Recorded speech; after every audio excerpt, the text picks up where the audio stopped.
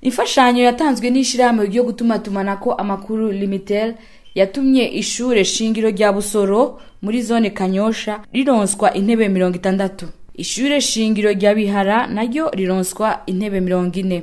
Umushikiranganje wa mbere Guillaume Bunyoni yashikirije iyo mfashanyo yagiriye ko amenyesha ko leta yiyemeje gutorera ikibazo c'ubukene bw'intebe mu mashure shingiro atandukanye mu gihugu imbere y'uko umwaka w'ibihumbi 2022 urangira.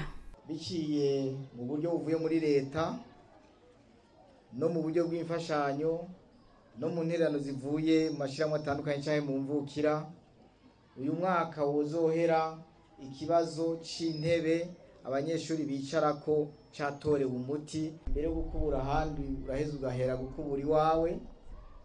Tumaze gutembera muri no komine tuvukamwo tugasanga ikibazo n'umurengera, twashimye kubaza intebe zibura, baratubwira igitigiri.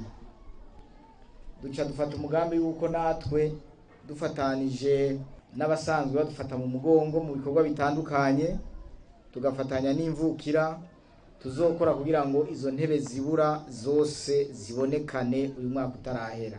Ku mbuga ngurukana bumenyi, amasanamu y'abana biga bicaye hasi mu mihingo itandukanye y'igihugu ntasiba kuboneka, ibitera gahinda abatari bake.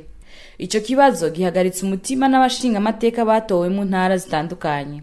Mu kwezi kwa 10 guheze mu ngoro y'amakoraniro mu Kigobe, umushikiranganje wa mbere niho yariko ashikiriza icegerano c'ivyaranguwe na leta mu gice ca kabiri c'umwaka wa 2021. Abashinga amateka barerekanye ibibazo bihanze igisata c'indero, harimo n'ubukene bw'intebe mu mashure atandukanye mu gihugu. Ico cegeranyo c'umushikiranganje wa mbere cerekana ko hatanzwe intebe 300 ku ntebe 200 zari zitegekanijwe gutangwa. Ico cegeranyo kikaba kitavuga ijambo na rimwe ku ntebe 19,700 zitigeze zitangwa.